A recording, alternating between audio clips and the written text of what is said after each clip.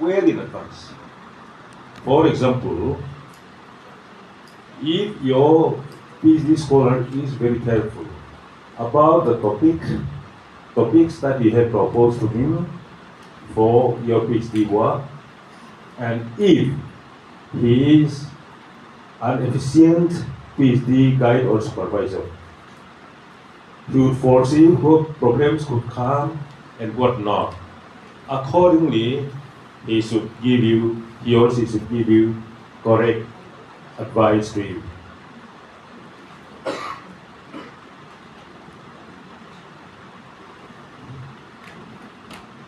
And today, first, I'd like to discuss with you the meaning of research problem. I'm going to give a lecture on research problem, and before delving to the topics that we are going to discuss today, I would like to share with you the conceptual meaning of two terms, research and problem. And we used to use it as a phrase saying, oh, I'm going to do research and all that after my post-graduation. Then what is the real meaning of research? And in Mizoram language, I translated it to Zirbingna, means specific study, something like that. But that is also not, in fact, correct from my understanding of the concept. Therefore, when we talk about research, it means it is a search for new knowledge. And some of the book might say search for knowledge. But to my understanding, it is search for new knowledge. Take, for example, before the research simply done by Galileo, the earth was already round. But it was Galileo who first proved that the world was round. Is it not? Before finding out the proof that the world was round, the world had already been round. Am I right? The knowledge was already there. But when Galileo found out that the earth was round, then he found out new knowledge about our earth. That's why there are so many knowledges which are unearthed, or which have not yet been found out by even me. And when you make a serious attempt to find out facts or truth, then when you find them out, you generate new knowledges.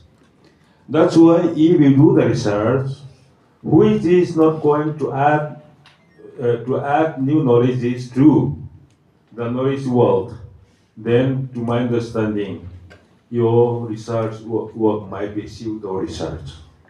Okay? What is pseudo research? For example, if I'm going to do pseudo research from, let's say,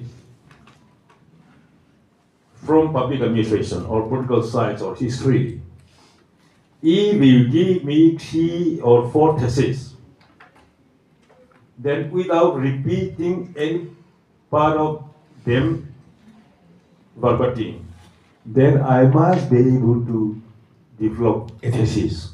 Do you get my point? But such kind of thesis is not full of new knowledges. It is a duplication or replication of the existing works available. Therefore, when we say I do research, it means we are trying to search for new knowledges. Therefore, research aims at discovering the truth. Okay?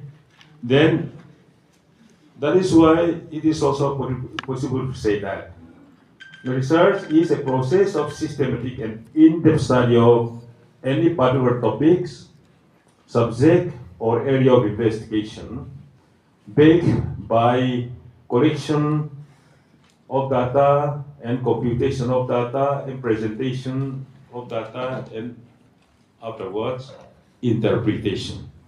Wherever you do the research and when you are about to complete your writing of thesis, and you cannot avoid interpretation of data.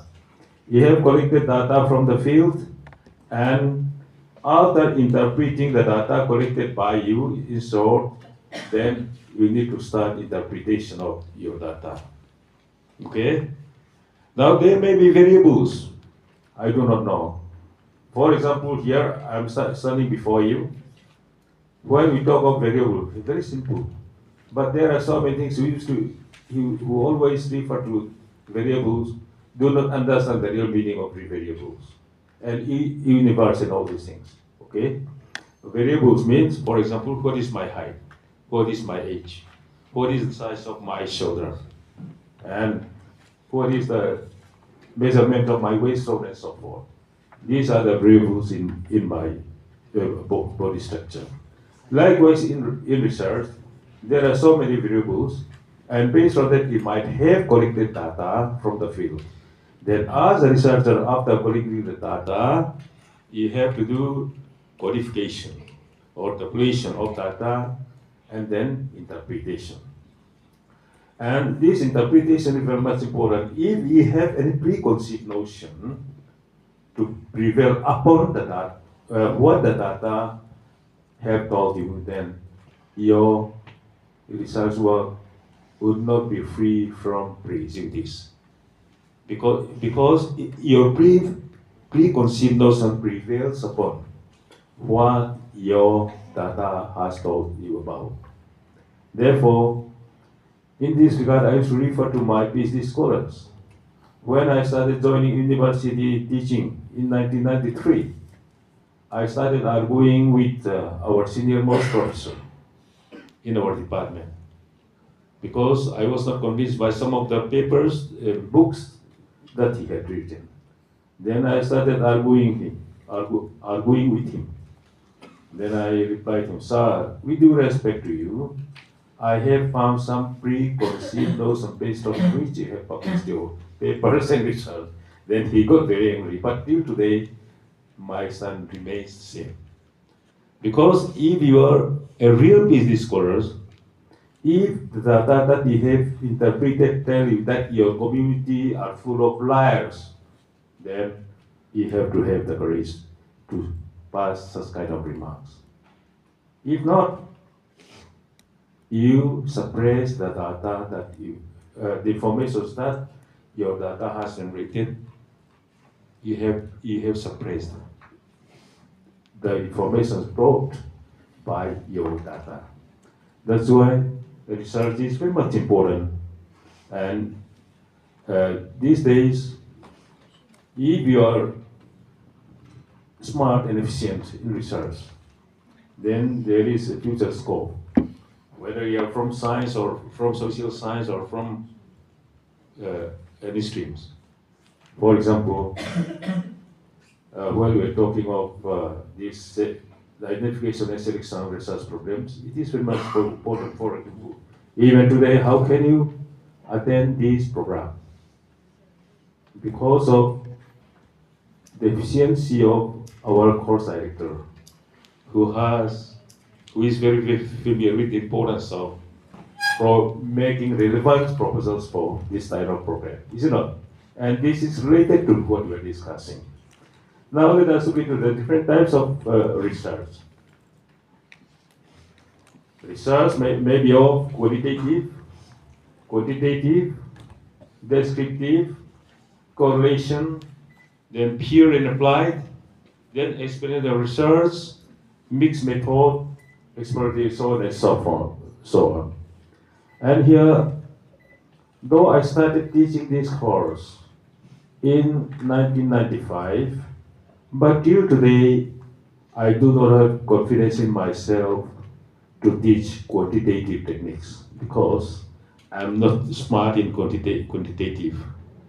But that is why when Madam, our director, Madam Lakshmi joined, and then she started helping me in teaching research methodology.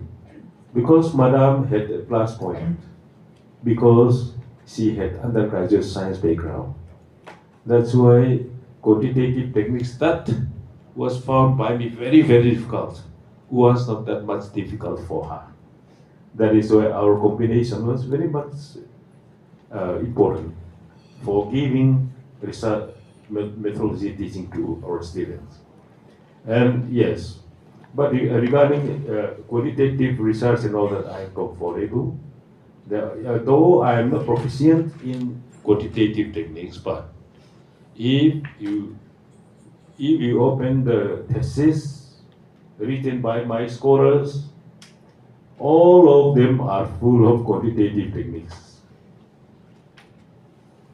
I do not have any complacency regarding these quantitative techniques because I realize that this is not my quantitative technique is not the area where I am proficient.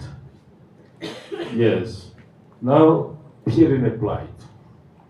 Peer descriptive, quantitative, descriptive, and all these things. I think you all studied in your PhD coursework.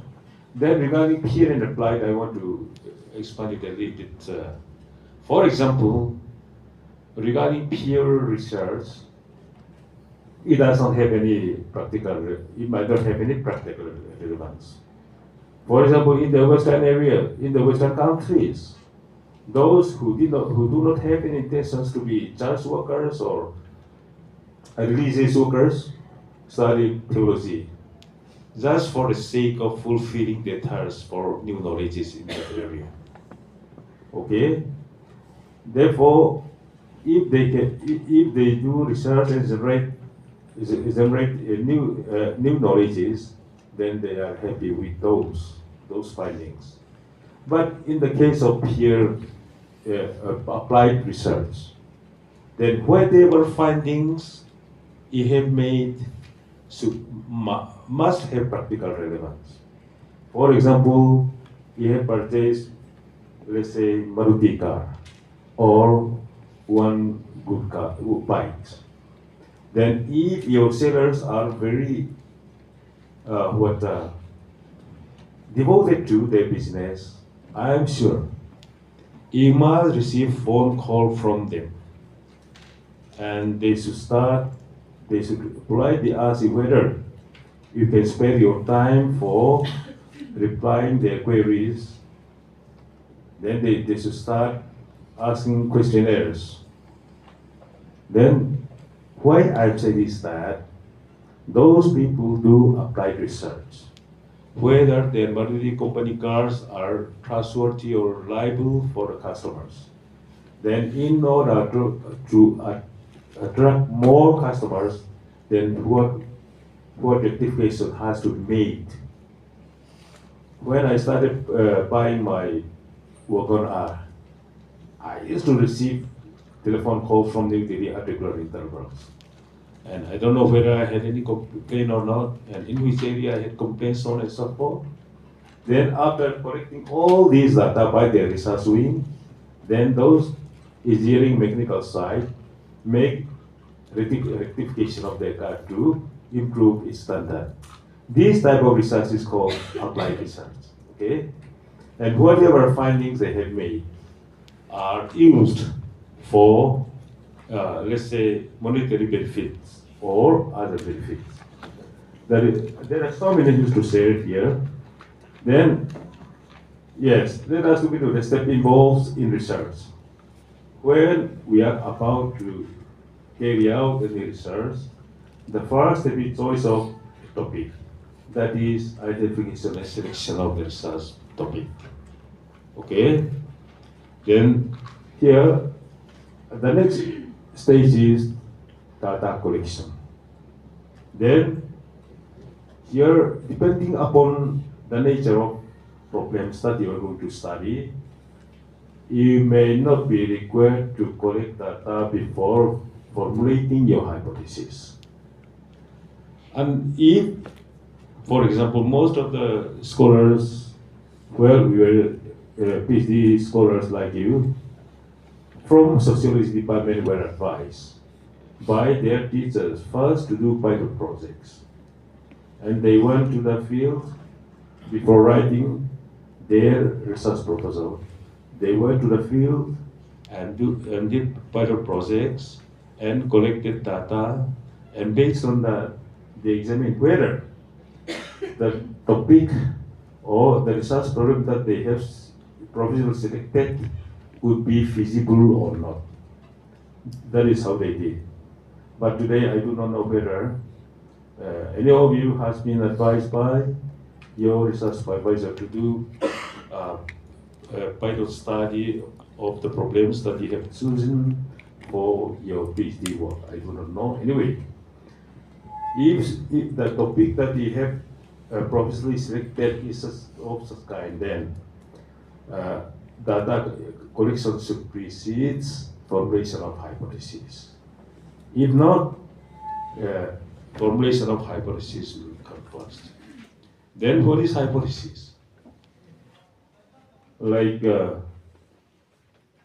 real hypotheses have been proposed in the research proposals by students of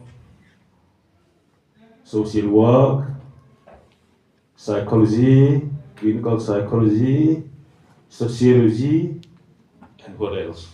Even commerce and management. But most of the time, I never propose hypotheses to be tested to my scholars. Instead, I proposed to frame research questions. Because testing of hypotheses is sometimes, because of the nature of our subject, formulating hypothesis is not directly relevant for us. But in the case of psychology or social work or psychology or clinical psychology, yes, you can test or test your hypothesis with the help of empirical data. If your study is, let's say, qualitative or descriptive, then without any empirical data, you can complete your PhD. Okay? Most of the PhD degree holders from my community means those seniors, those who had acquired their PhD degrees some 50 years back, received their degree based on this type of descriptive thesis. But today, you're fortunate that with the development of research tools and techniques, you are doing your research, and I am sure that your standard of research must be much higher than the standard of research that we did some 30 years back. Okay? Then, anyway, I'll go back to our point, framing of hypothesis. What is hypothesis? Now I'm going to formulate hypothesis. Since Liani is very beautiful, then her mind should also be sound. Okay? Do I have any proof? No. That is only my tentative idea, is it not? Hypothetical. My tentative ideas as a researcher, which has to be proved or disproved.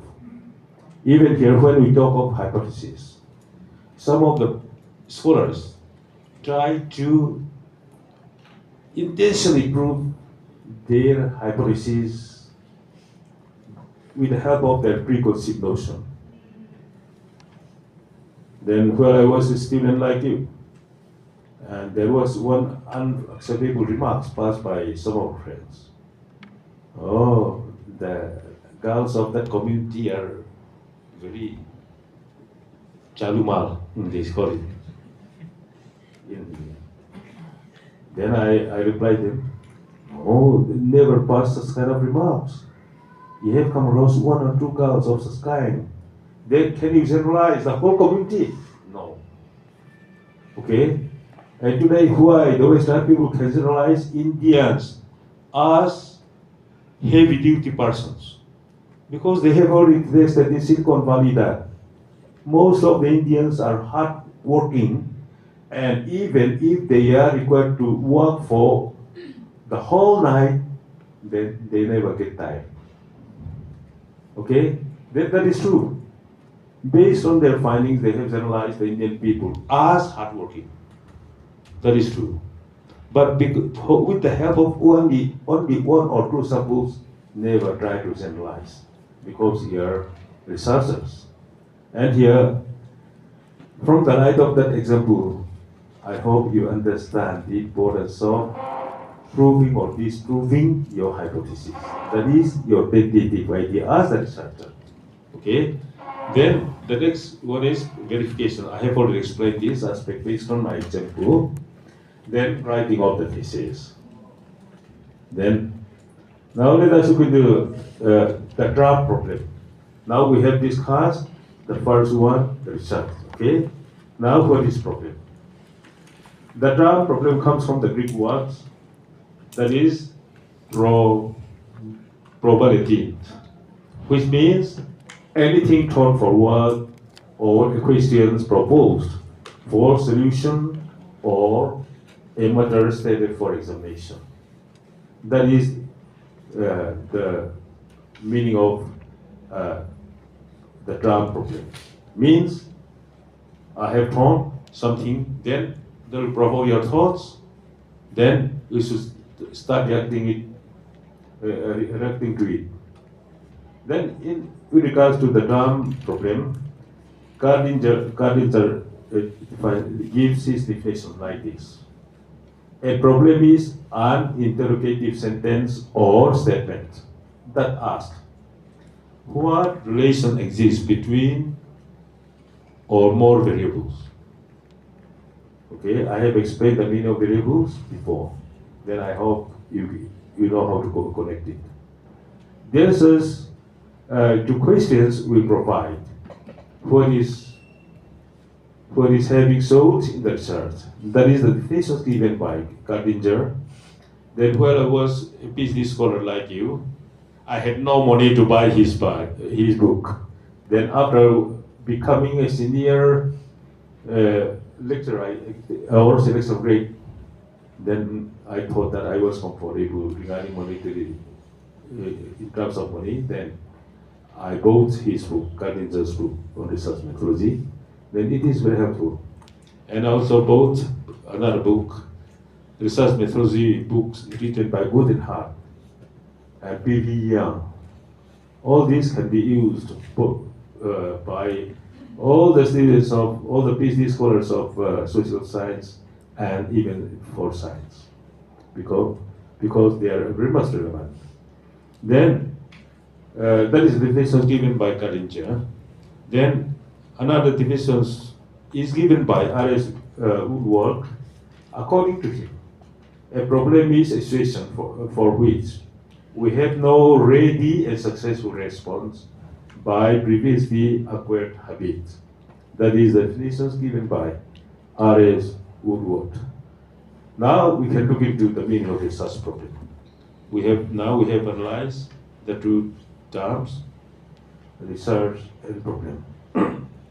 Now we can switch over to our real topics, that is research problem. Then what is research problem? Research problem is questions that a researcher wants to answer, or a problem that a researcher wants to solve. Okay? That is the concise meaning of research problem. And again here, Gardinger gives his definitions to the term research problem as an area of concern where there is a gap in the knowledge base needed for professional practices. I don't know whether you have written your research proposal or not, and I hope many of you have written your research proposal, wherein you might be asked by your supervisor to show research gap, okay? Unless you fail to show your research gap, and there will be so many queries at the BOS level and school level. Experts from members from other disciplines may raise some questions. Therefore, the best thing is to show research gap. Then, identification and selection of a research problem is the first and most important steps in the research process. And here, regarding this identification and selection of research problem, based on my own experience, let me cite an example. I did my MPhil in 2005, and wherein I proposed one sensitive topic. I wanted to study the impact of MNF insurgency on the people in Mizoram. In those days, insurgency was reaching its height. That is why our Board of Department of Defense Committee was very cautious. Then they did not allow me to work on it. And that is why my work, my MPhil work, was done not based on my first priority, but based on my second priority. Because I was very much fascinated by these sociological thinkers, though I was not a student of sociology, but at the post-graduate level, there can be no any watertight compartment between different subjects taught in the School of Social Sciences. That's why I was very much fascinated by the teaching of some sociological thinkers. That is why I proposed, in lieu of my first choice, I proposed edit study. Then if you want to find the proof, you go to higher and technical education, wherein you find edit study by Lalrintluanga. Though it was an MPhil work, I'm not boasting of myself, but my work was much bigger than many of the PhD theses. And even that, my supervisor wanted to narrow it down. Then I said, no, sir, I'm ready to work harder and harder, and I don't want to narrow it down. That is why it was a big dissertation. It was as big as PhD thesis. Now, why I may say is that my first priority was substancy, but it was a sensitive topics of those days. That is why I was not. It was not suggested by the Parliamentary Research Committee to do it to do research on it, and instead, I was made to accept my second choice, that was a study. And even while carrying on my study, I came across problems regarding what we have just said, regarding collection of data. And I was very fortunate that the chief secretary of the day was Michael Lalrintluanga.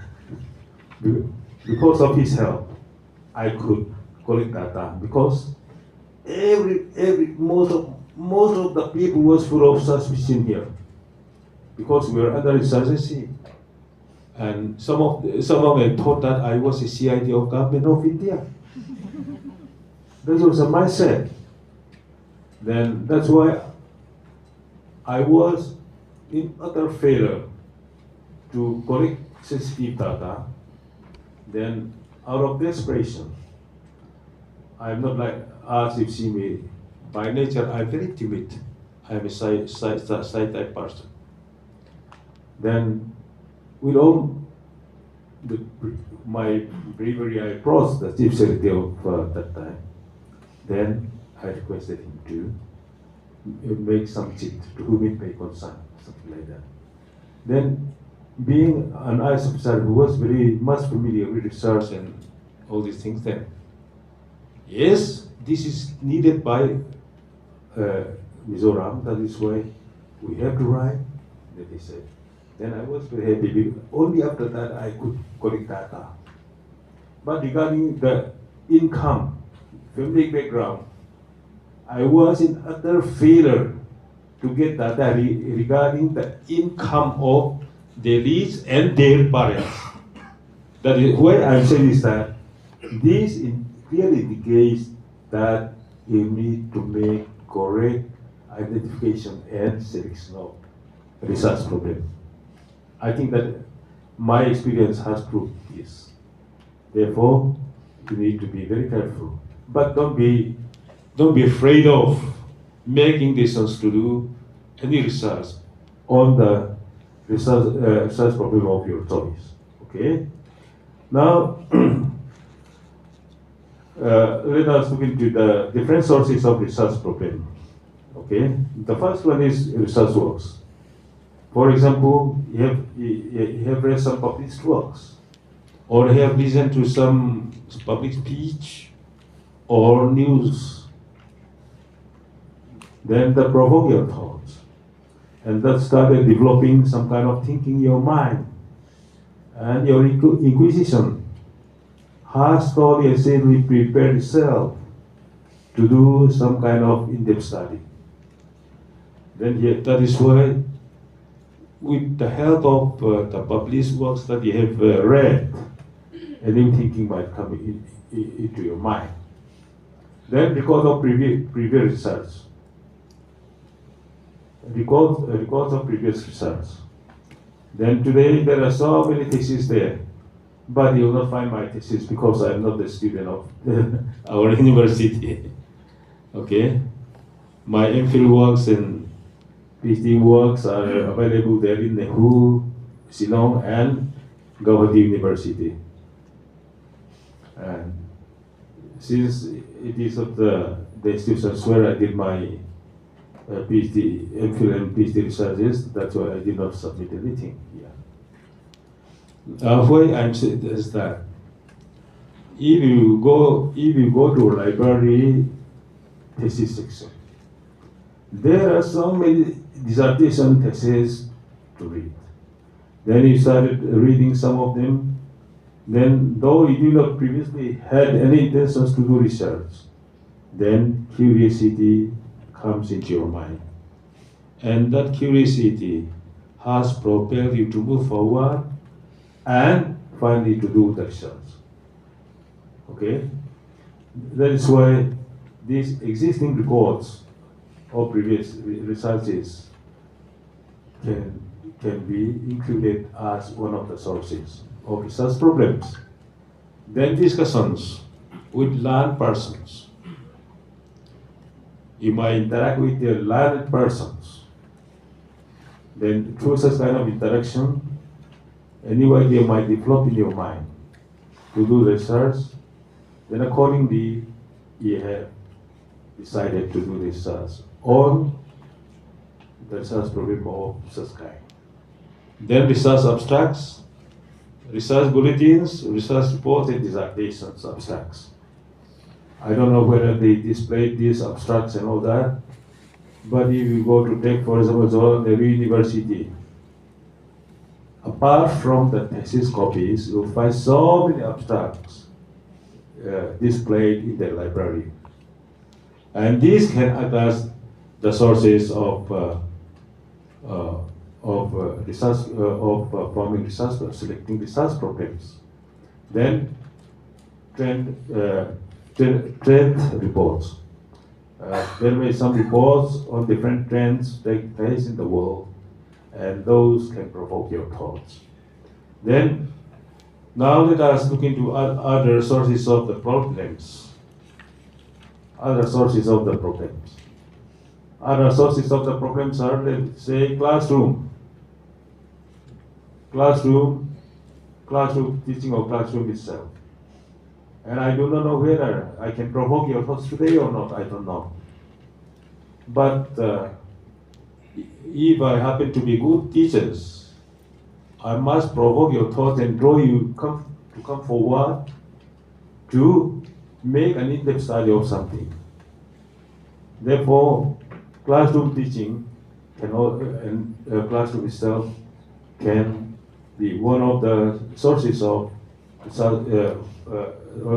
research problems. Then school, home, community, and other agencies of education. Yes, this is very true. Well, I was guiding one MZU group of research in the administration as my PhD scholars. Our interests were same. I was interested. First I advised him to do. That by the time I violated research ethics. Regarding research ethics, there should be no any imposition from the supervisor side to his or her scholars. You get my point? Is it clear? Am I clear? But that was not the imposition, but just to provoke his thoughts. Because one of my specializations is public financial administration. That's why I don't know whether you are interested in this, because since you are working in educational administration, that is university administration, please think over it whether you'll be able to do your work or not on financial management in higher education institutions in Mizoram. Then, after giving him enough time, then he replied me that, "Sir, I'm very much interested in it." Then he was also the right person to do on that, because he was specialized before coming to Mizoram as an officer. He was specialized in this fund for the defense finance in the Ministry of Finance. Then he was the right person to do on that. Then he got his degree before, I think, 2 complications that we ever had before that. Then why I'm saying that, in fact, I was practically violating the research ethics, because there should be no any impositions from the supervisor side. And a good scholar should give complete freedom to his or her research scholars to make selection of the research problems for his work.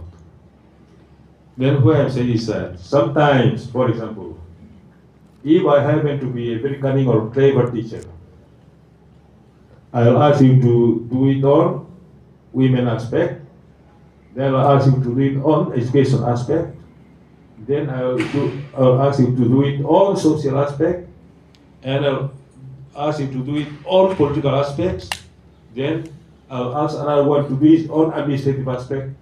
Then when your thesis have been completed, then based on that within no time, I'll write a good book. You get my point? Based on research. That can happen. They might have happened. Therefore, a good research supervisor should give complete freedom to his or her scholars to make identification and selection of the research problem on which he or she should work. Then, social developments and technological changes in our country that has been taking place may also be another source. Now, reports of previous research works, such as the Encyclopedia of Educational Research Abstract, research bulletins, then research reports, results of researches. All these can act as who is the timekeeper? Because my lesson plan used to be big whenever I acted as resource person. That is why I'm okay. Because for me, 1.5 hours is nothing. That's why in our HRDC, I used to request them to give me 3 hours span for giving lecture. Because, okay. Now, yes, discussion in your classroom. I don't know whether you have discussion on some issues in your classrooms or not. I don't know. Even today, just before I came here, you started raising questions to our previous resource person, Professor Joyti, and that could send a message to me that Professor Joyti, provoke your thoughts, okay? Because he could enthuse many of you to pay more attention to the topics that he discussed. And why, likewise, I should say, our discussion and interactions in the seminar, or there are some seminar programs, excuse me.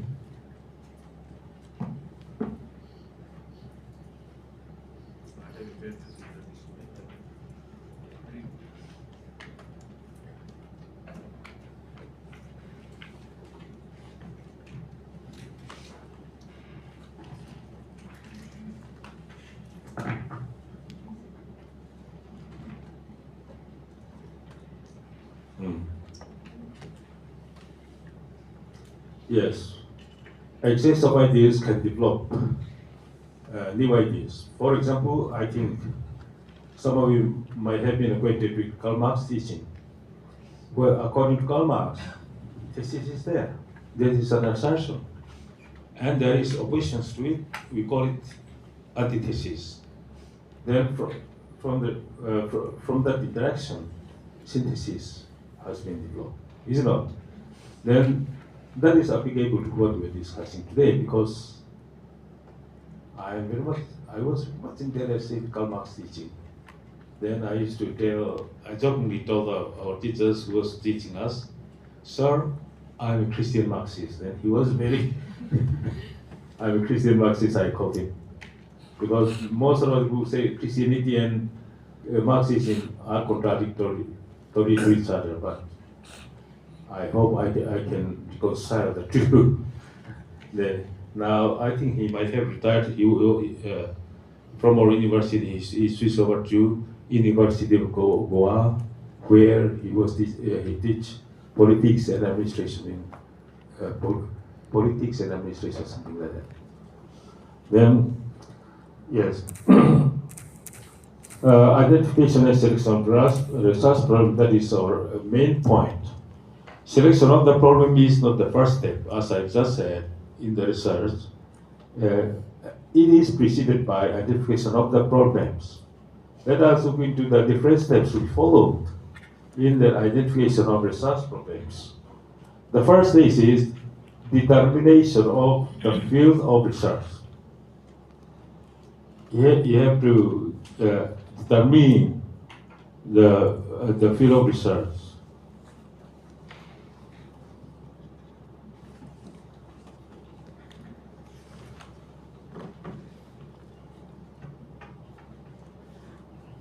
Determination of the field of research in which the researcher is being to do his or her research works. That is the first step. And the second step is development of mastery on the area where you are planning to do your research as a scholars, as researchers. And the third step is a review of the research conducted in the area to know the recent trends and studies in the area. Then the third, the fourth step is consideration of the priority field of the study. Then the fifth step is to draw an analogy and make an insight in identifying a problem. Those are the then the next step is to pinpoint specific aspects of the problem, which is to be investigated. The sixth stage is very much important.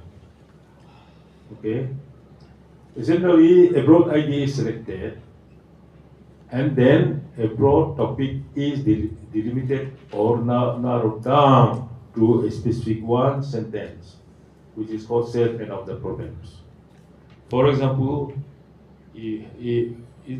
first you have to think over a vast area for the research. Then, since you are going to do your research within a stipulated time, you may face the problem to frame the problems on which you should do the research. And at this juncture, the role to be played by your supervisor is very significant. If you work under an expert supervisor, yes. Even when you might be facing the problems, then you can avoid it. And that is why your research supervisor, as long as he is capable of supervising you, must be able to narrow it down. Okay. Then here, this is very much important. It is very much relevant. Then in most cases, selection of research problems is influenced by the interest of the scholars in the research works. You might have different interests. Scholars from the same department might not necessarily have same ideas or interests. That is a fact. Then that's why your selection of research problems is greatly influenced by your interest as the scholars. Then technological changes taking place. Then unexplored areas. In other words, virgin areas or virgin fields. Okay. Then the valuable publications of specialized area of your interest might also influence your selection of research problem. Then your dialogue with your supervisor.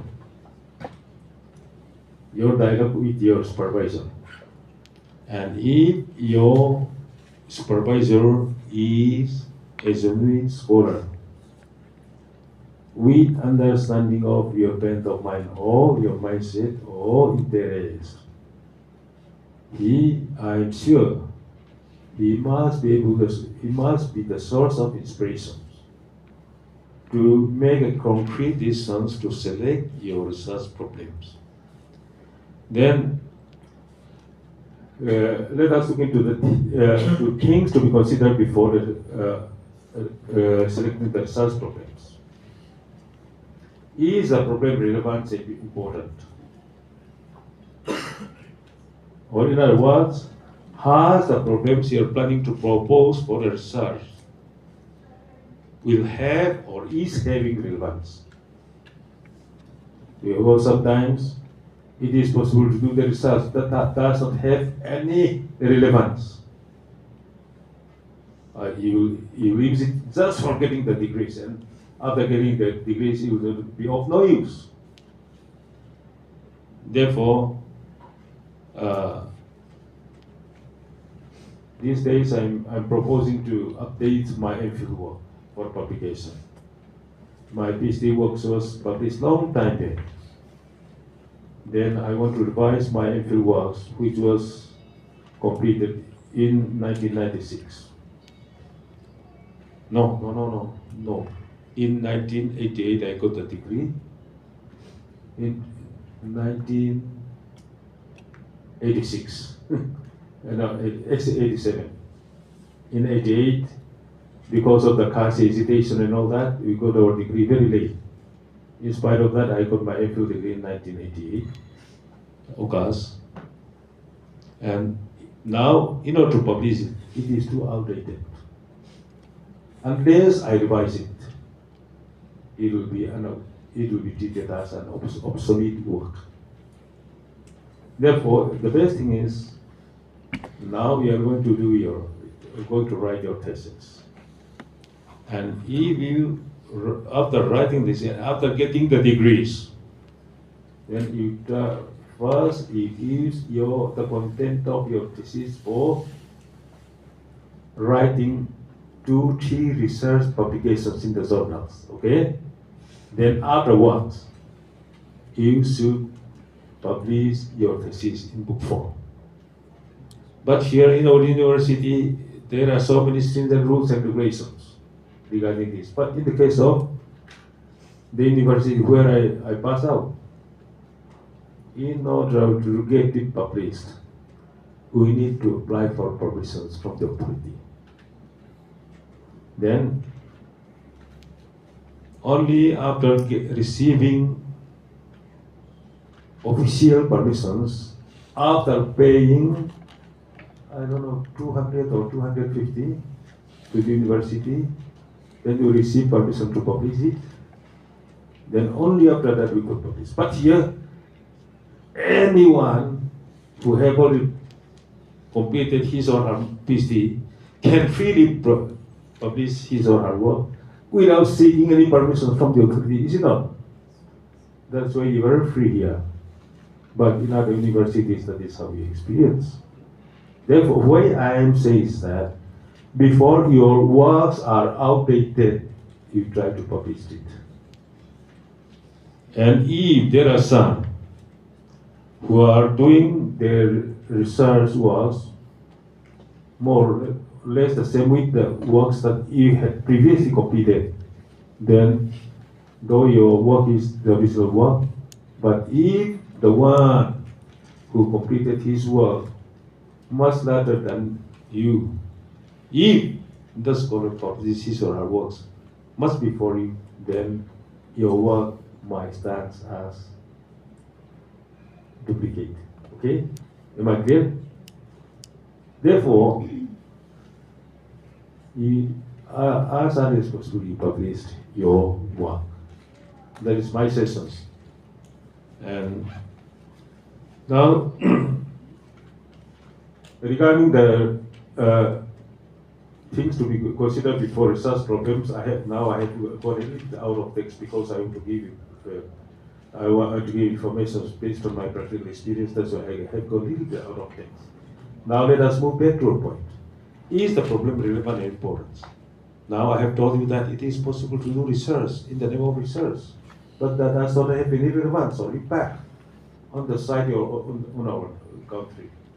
Let me tell you, well, the MZU was opened. Then one of our guest faculty did her MPhil work in JNU. Then her MPhil work was very much relevant, and her work was on this Middle East areas regarding weaponization and all these things.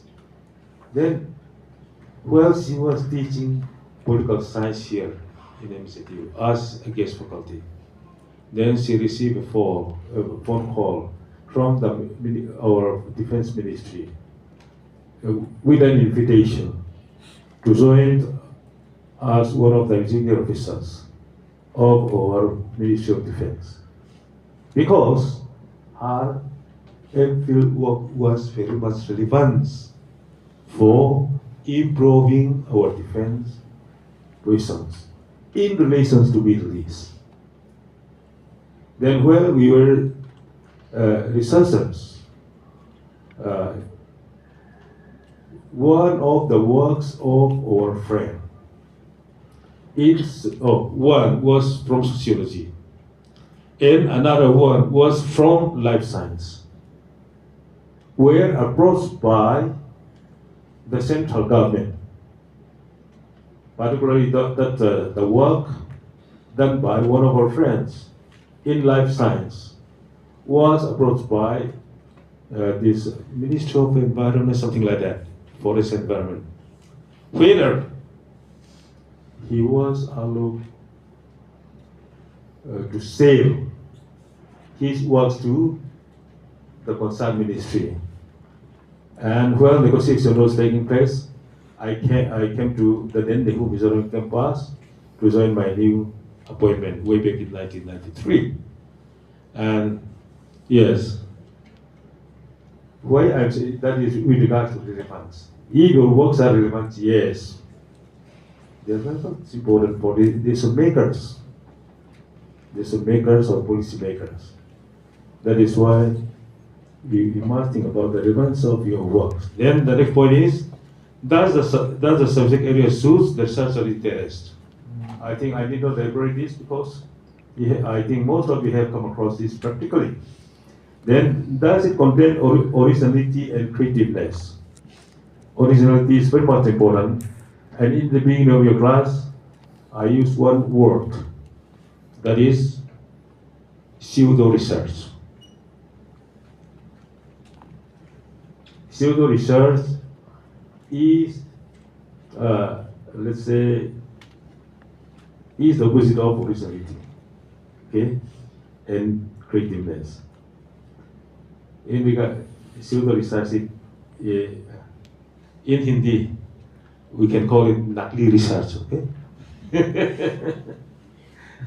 Nakli, okay? Then, yes. Then, the next things to be considered before making selection of your research problem is, does the problem require extension of knowledge? This is your main goal. Your knowledge can be extended or expanded or multiplied.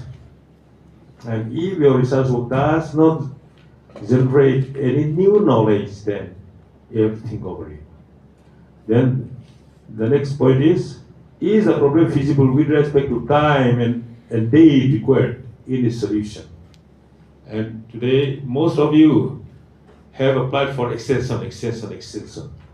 But in my case, I was under compulsion to apply for extension because of the fact that there was unending cash hesitation during our student life. That was beyond our control. Otherwise, I should have completed my work before the due date. Therefore, you have to look into this aspect as well, feasibility. In the beginning of the class, I talked about pilot research and all these things. That was mean for examining the feasibility or non-feasibility of the problem that you have temporarily selected. Then the next point is the study reveals some new ideas? This is more or less the same with the generation of new knowledges. Okay. Then is the study practically fulfills? This is correct. The language composition is wrong. Whether the study practically fulfills the objective. Okay, make correction there. Being an old man, I think that is because of my high quality. I'm very much against this wrong English composition. I'm not a good speaker, as I know, but regarding writing, I'm very particular. I'm not proficient in English, but I'm very strong in English grammar. That's why I'm not proficient in English at all. Most of you might be much more fluent than me, but regarding writing part, I'm very proficient in English grammar. That is my plus point. That's why here I made a mistake. That should not come from me, but because of my high quality, it has come, I guess. Yes, then is the problem of investigation is too narrow or too broad? This, you must be able to understand this. Even if you don't understand this, your supervisor must be able to let you know whether it is too narrow or too broad. If it is too broad, even after writing your thesis, you may be suggested by your supervisor to consciously narrow it down. Otherwise, your work is going to be too big. Okay? That is very much important. And without creating an elbow room for external examiner to pull your legs based on your research, then your supervisor must be able to give you constructive sessions to narrow it down. This has practical relevance in our relevance. Now let us look into the different criteria of good research problems. Different criteria of good research problem. This is the last part of my lecture. And the first point is clarity and unambiguity. Clarity and unambiguity. The problem should be related clearly and unambiguously in question form, ensuring clear understanding of the issue and the research process. And the next point is the next criteria of a good research problem is empirical verification. I have made a glancing reference to this aspect in the beginning of my lecture, and empirical verification. And here the problem should be such as to imply possibilities of empirical testing. If your research proposal contains research hypothesis, you cannot avoid testing of your hypothesis. And in this regard, the best book, from my understanding, is Good and Hard, wherein different types of testing of hypothesis is there.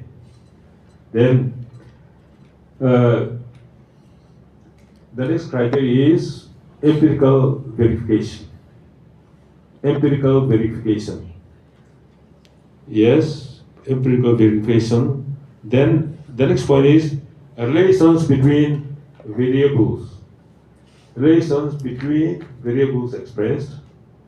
And here the problem is to express relations between two or more variables. Okay? Then novelty. This is the area where I have some lacking. Novelty.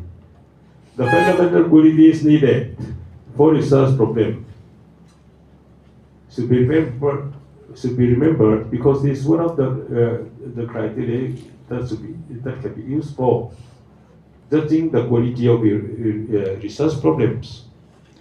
Then duplication of works must be avoided at all cost. Duplication of works. If you fail to avoid duplication of works, then you face plagiarism question, isn't it? That's why while you are testing your anti-plagiarism, you must be cautious about this. And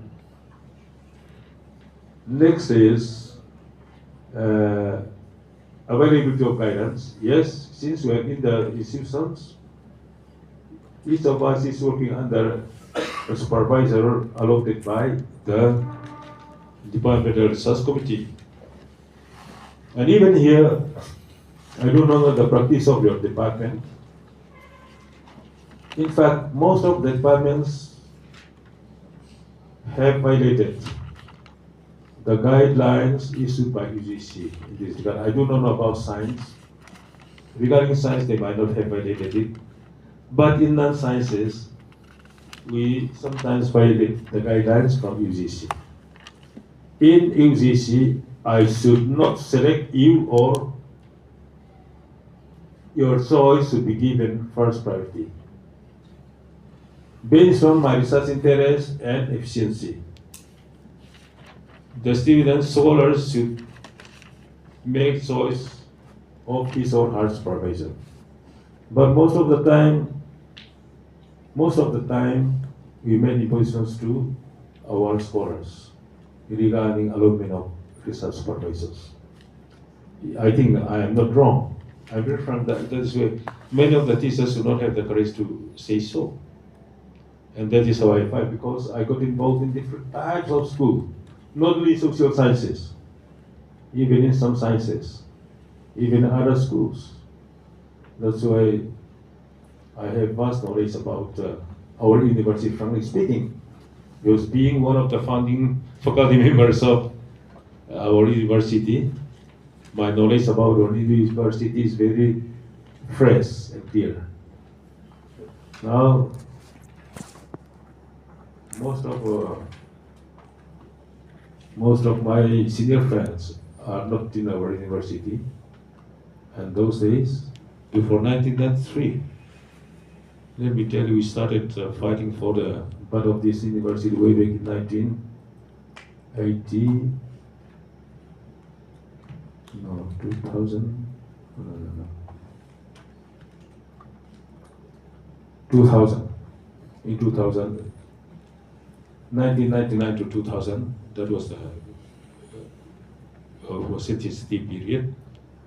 And those days, after the birth of our university, with respect to you, I was involved in many committees, not only in the social sciences.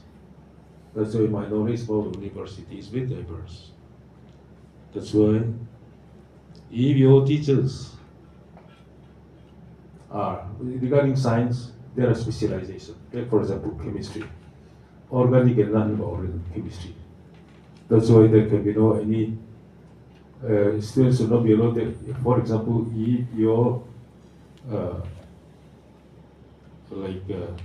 if you are a student in organic chemistry, you should not be allowed the teachers from organic chemistry. That's why there is some kind of dividing line. But in the case of other subjects, it is possible to make impositions or giving supervisors to the scholars not necessarily based on his or her choice. This is very much important. That's why allotment of book guide is according to UGC guidelines to be made, giving considerations to the choice of the scholar based on his or her interest. Then here, but consultations with the more experienced faculty members or research workers is very much desirable. Then one of the most, this is a completing part, one of the most important functions of the research guide is to help the students clarify his or her thinking, then achieve a sense of focus, and develop manageable problems from one that may be vague and too complex. Those are the main contents of my lesson plan. Today my lesson plan is the best lesson plan, I should say, because let me tell you, last time also I was invited to give lectures here at the university from other departments. In our, those days we call it HRDC, but now what is the new name? HRDC, it is no more HRDC, or MMTC. Then, like, I was requested by the coordinator to cut my lectures short from half of my lectures. Then my lesson plan should be used for 2 lectures, in fact. That's why today I somehow managed to complete it within the spirited time. Do you have any questions? Because I'm not a good speaker, as I admit that. But I'm better off in giving answers to the questions. This is my plus point. That's why I never get nervous in facing the selection committee. And I enjoy facing the interview board. But if I do not have any ready-made answers to your questions, then I have the courage to tell you, sorry, as of now I cannot give you any concrete reply, but I'll let you know, I'll get back to you to give you correct answers afterwards. This is how I give, how I told my students. Okay, do you have any questions? Strictly out within this, or even out of text, because the research methodology is my area of interest, in fact. And let me tell you the importance of having plus point in research methodology. It is also possible, yes, if you are very smart in research methodology, there are so many avenues for enriching your quality. For example, you may be a good speaker, you may be a good writer, not necessarily as a researcher. You may be a good writer in newspapers and all these things, but that is not counted. But if you are sharp in research methodology, then whatever research proposal you have submitted to other funding agencies, then you will be blessed. Now our director accepted my sessions when she joined, and when we started, we did this paper together. Now, she is very much blessed. Let me tell you, she is one of the few teachers in the social sciences who got the largest number of ICSR major research projects. And even this very program is funded by Indian Council of Social Science Research based on her proposal.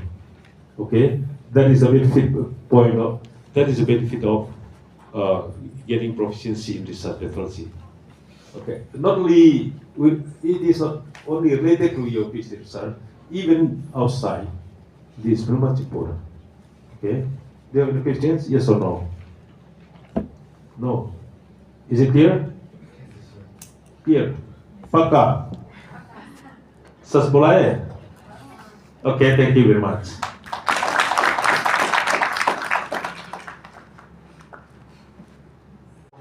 Well in advance. For example,